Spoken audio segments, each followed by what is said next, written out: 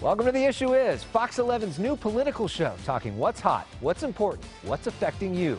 I'm Elex Michaelson. Tonight, the issue is the race for governor. Frontrunner Gavin Newsom is here to speak with us about sanctuary cities, homelessness, and more. Plus, the issue is investigating the president. The top Democrat on the House Intelligence Committee, Congressman Adam Schiff, on why the time isn't right for impeachment. Also, hot topics with our panel, Dan Schnur of USC, political commentator Areva Martin, and Breitbart.com's Joel Pollak. The Issue Is starts right now.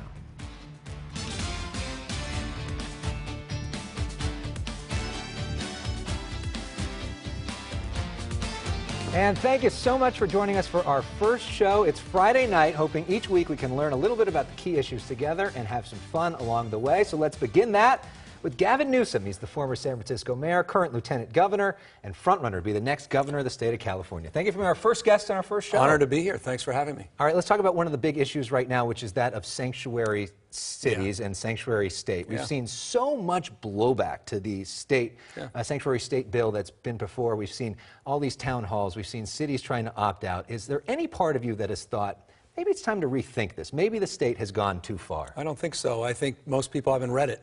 Most people are asserting their opposition. I'm not sure I've actually spent the time actually considering what it does and what it doesn't.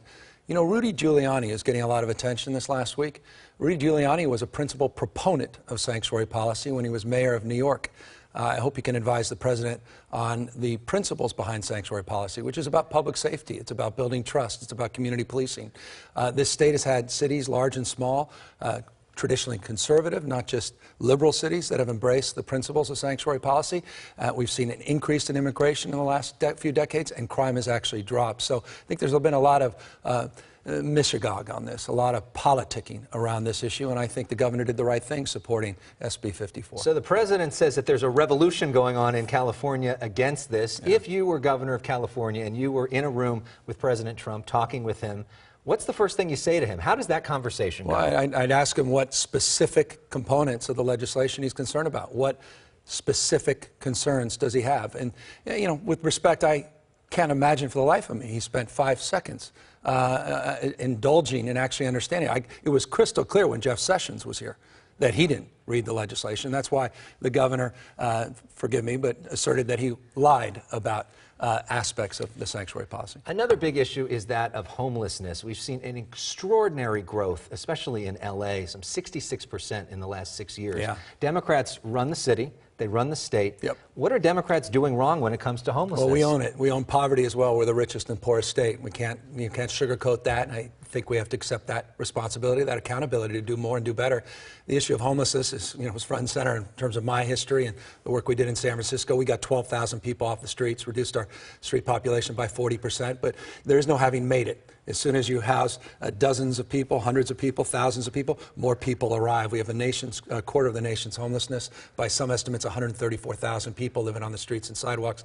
LA, it's manifested quite acutely. So what do you do? Specifically, we need a governor that's active in this space. We haven't been focused on it with intentionality. We've actually laid out a detailed strategy around homelessness. It's the reason I ran for mayor. It was a reason I think I got reelected for mayor. It's a reason I have a lot of critics when I was mayor as well. There's nothing easy about this. SSI advocacy, a framework around housing and supportive services. Shelters solve sleep. Housing and supportive services solve homelessness. A focus on brain health and not just physical health needs. Intersectionality around issues and making sure that we move forward in a more collaborative way by focusing on regionalizing solutions and not just expecting that cities themselves can solve the problem without the support of the state of California. Now to the issue of leadership and debates. This week you're going to have a debate. Some of your critics have criticized you for not showing up to the last few governors' debates. And yesterday we were at an event with Antonio Villaraigosa's supporters of African-American group. Danny Bakewell Jr. said that you're not showing up to that community. Take a listen to what he had to say. We've never even seen Gavin Newsom down here in this community. That's one very good reason. But we have reliance on Antonio Villaraigosa. We have history with Antonio Villaraigosa. We have results with Antonio Villaraigosa. So what's your response? Well, unfortunately, the individual was simply unaware of the 3 events I've had just in the last few weeks. The town hall I just had in South LA, the number of churches I've been visiting on weekends in South LA, and met with, in fact, dozens of faith-based leaders just last week in South LA, and actually have a town hall next week in South LA. So with all due respect, that's a lot of politicking, but it's unfortunate that that was asserted and it's being replayed, but that's politics. I'm very proud, by the way, of the support I've received in the African-American community. And in contrast to Mr. Villaraigosa, who does not support bail reform, who's been a principal proponent of check cashing and payday lenders, we have a strong contrast in terms of our approach to dealing with, I think, some of the real challenges in the community. Let's talk about your approach more in general, because you've been ahead of the game on a lot of things like gay marriage, on marijuana, on gun control. Jerry Brown has really been a backstop, though, against, in some ways, Democratic overreach, or some people would say that when he sees the Democrats spending too much money or maybe going too far to the left. Does that change with you in there? I mean, is there anything specifically you think the Democrats have gone too far on? No, I think, look, I think Governor Brown's done a remarkable job of proving you don't need to be profligate to be progressive. He's balanced budgets. We're going to have a 13-plus billion-dollar rainy day reserve. We went from 12.4% unemployment to 4.3%, and we've had a remarkable recovery in the state, and I think that needs to be maintained. I'm as concerned as you are, or as I imagine anyone watching, that we go back to our old profligate ways. That said, look, I governed a city during a very difficult time. I've been accountable, responsible as the chief executive officer. It's one thing to sit on the sidelines. It's another to be there, making sure you balance those budgets, and I'll maintain that status as governor. All right, it's our first show. We're trying something new. We've got 2 sets of cards, one called the policy issue and one called the personal issue. We're starting with policy issues, things like climate change, water, education. We want you to pick one and read it out. Randomly. These are issues that don't get enough attention. So what do we got there? Education. Does California have too many or not enough charter schools, and why? Look, I believe in charter schools. I've supported high-quality nonprofit charter schools, but I believe in accountability with taxpayers' dollars. I would support a transparency bill, and I'll continue to support high-quality nonprofit charters. I do not support for-profit charters, and I think the biggest issue in public education right now is the fact that we cannot recruit and retain high-quality public educators. That will be a top priority for me. Okay, now let's do something a little fun. This is called the personal issue. This is fun questions. We got 30 seconds we're going to put on the clock. The challenge is to get as many of these as you can. So you're the first one up, but we got to set the standard, right, for the other governor candidates, okay? So try not to pass on them.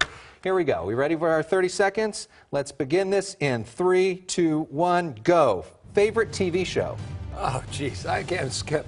I don't watch TV. Favorite sports team? Oh, San Francisco Giants. Forgive me, all the LA Dodger fans. Favorite athlete? Athlete, you know what? Steph Curry. It's a no-brainer. Sushi or steak? Sushi.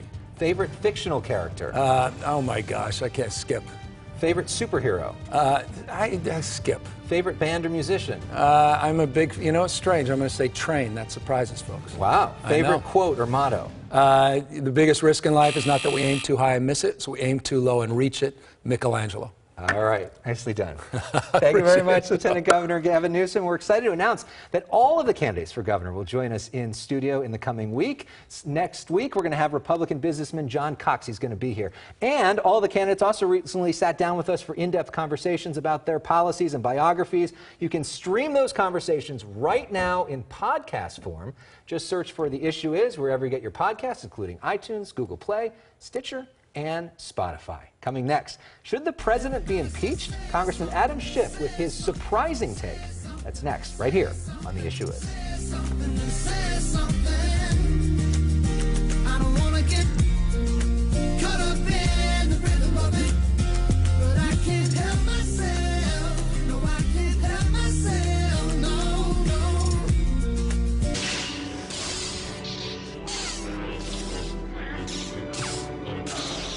Nowadays, sometimes politics feels like intergalactic combat, seen as good versus evil, so it's appropriate that our first show takes place on May the 4th, as in May the 4th be with you, for all my fellow Star Wars geeks out there. Congressman Adam Schiff is at the heart of the very real-world battle on the national stage. He's the ranking Democrat on the House Intelligence Committee. He joins us now. Congressman, thank you so much for being here for our first show. Well, thank you. I'm hoping I'm not Darth Vader in this scenario. Exactly. Well, let's talk for a moment about your New York Times op-ed, which just came out today. Let's put it up on your screen. And it says, Democrats don't take the bait on impeachment. What's your main point? Well, my main point is, ironically, Donald Trump is out there talking about impeachment to his base and trying to suggest Democrats are not interested in governing, they're just interested in getting rid of me. That's a trap I think he would like Democrats to fall in. I tried an impeachment case in the Senate. I have some understanding of the very high bar to meet impeachment. And the investigation hasn't even finished. We don't know what Bob Mueller has to report yet. So I think we should let the investigations run their course. And Democrats would be wise to be campaigning on what they're going to do to deliver for their constituents on the economy and jobs, on health care and things that really affect their immediate lives. So to local Democrats like Brad Sherman, Maxine Waters, and others who are pushing impeachment hard, you're saying stop it? I'm saying that for us to be advocating for impeachment before we even know what the full body of evidence is, and I've seen more of it than most of my colleagues, let's wait. This is a serious undertaking, and I think if the case is there later, if the evidence comes back from Bob Mueller and it warrants that step, it will be harder, not easier, if we've given the impression to a large part of the country that this is the end we wanted all along. You know, some folks have already started talking about impeachment when it comes to this Stormy Daniels thing and potential campaign finance allegations there. Rudy Giuliani this week confirmed that President Trump reimbursed Michael Cohen for the hush money payment to Stormy Daniels. What do you make of that, and what does that do to the case? The reality is they can't get their story straight because they're focused on telling a story. The truth matters very little. And you know, either way there's serious consequences, but what I think they've realized post-Giuliani is if the president did pay back Michael Cohen, if he was part of this, then he's involved in the violation of campaign finance law potentially. So I think they're having some second thoughts about this new legal strategy. So you are the ranking member on the House Intelligence Committee. If Democrats took over the House in November, you'd become the chairman of the House Intelligence Committee. Right now, the chairman of the House Intelligence Committee says there was no collusion and no obstruction. You say you've seen evidence of both of those. If you become chairman, you have subpoena power, you have the gavel. What does that mean? What does that look like? Well, the first thing that we would do is we would release all the transcripts of the interviews that we've done so far. The Republicans committed to doing this, but I knew that they wouldn't fall through because those transcripts both reveal evidence of collusion and obstruction of justice, but they also reveal the degree to which Republican colleagues on the Intelligence Committee were never serious about the investigation, ignored plain evidence of collusion, wouldn't allow us to bring in key witnesses. So that's the first step, and after that I think we look at what has Bob Mueller done, what is the state of the investigation thus far, and what work remains to be done. So for order that to happen, then Democrats need to take over. A lot of your colleagues feel that Nancy Pelosi is a political liability. Several of your colleagues have said they will not vote for her if the Democrats win the House. You have said that you would, that she should be Speaker, but why don't you think that she's a political liability? Well, there's just an article in the Washington Post today about how the Republicans have tried to vilify Nancy Pelosi, and it largely hasn't worked. In fact, in the race in western Pennsylvania, they spent millions of dollars with anti-Nancy Pelosi ads, and it didn't work. They still lost in a district that Trump won by 20 points. So I think it's a losing strategy. What's more, I think she's the best strategist our party has and the best tactician. And dealing with this president, you want someone with that capability at the helm. Okay. Well, we know how busy you are. You're here all the time, you're on TV all the time, and as we said, it is May the 4th, and who knew that you had a side job? We've uncovered our investigative team. Check that out right there. That is Congressman Luke Skywalker. What's that about? Well, you know, I'd been hiding out on this island for a long time, but I was discovered and I was drafted back into service. Okay, and a lot of Republicans out there will think that you actually are Darth Vader. Yes, I'm sure that's true. That is the world we live in. Depends on what side you're on. Congressman, thanks so much for being here. We really appreciate it. Up next on The Issue is our panel of experts. No Darth Vaders there. They're standing by in our green room. Dan Schnur, Areva Martin, Joel Pollak. They join us next. Stay with us. Welcome back to The Issue Is. Joining us now is our debut panel. Dan Schnur teaches about politics at both UC Berkeley and USC. Areva Martin is a legal and political commentator and author of the new best-selling book, Make It Rain. Let me show you that. And there's the cover right there. And Joel Pollak is host of Breitbart News Tonight and SiriusXM and author of How Trump Won. There that is, looking very good. All right, and full disclosure, Dan was my professor at USC, and it's kind of surreal to have you here for the first show. It's a little weird for me too, Alex. Yeah, it's awesome. All right, so let's talk about the governor's race. That's the first issue. We just had Lieutenant Governor Gavin Newsom here. What do you think of him on the show, and what do you think of the state of the race right now? Well, it's interesting watching Gavin Newsom on the show, Alex, because in the deep blue state of California, he is the deepest blue of the top-tier candidates. And it was very clear in his discussion with you that he was not going to allow any room to emerge on his political left. Once he's made it through the primary, and we can talk in a moment about who the other candidate might be, then you'll almost certainly see him make a more aggressive outreach effort toward voters in the political center. But at this point, the deep blue candidate in deep blue California knows he's the front runner. He's not going to do anything to compromise that. And Areva, we have the top two system, which we're kind of testing out this time, which means it could be two Republicans, two Democrats, a Democrat-Republican. Antonio Villaraigosa making a strong play yesterday in the African-American community locally. What did you make of that, and what do you make of where he's at right now? Well, clearly, Antonio at this point seems to be in a race for second position. Clearly, as Dan said, Gavin Newsom is the front runner. What I thought about that press conference, though, with Danny Bakewell and those African-American leaders, there was Herb Weston, there was Curran Price, there was, a whole host of African-American leaders.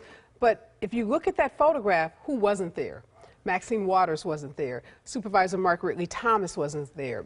Magic Johnson wasn't there. Some of the faith leaders in the African-American churches weren't there. So I think that's pretty telling about where the African-American community is in California, which is to say there's not a monolithic African-American vote. And Gavin made the point that there are substantial numbers of African-Americans who are supporting him. So I think there's no clear front runner in the black community as it relates to the governor's race. Yeah, and Magic Johnson, of course, such a big supporter of Antonio when he ran for mayor. Yes. Joel Pollak, let's talk about the Republicans. They're having their convention this weekend. We've got John Cox, we've got Travis Allen, both trying to coalesce Republican support. Do you see one of them emerging, and do you think that a Republican can win this thing?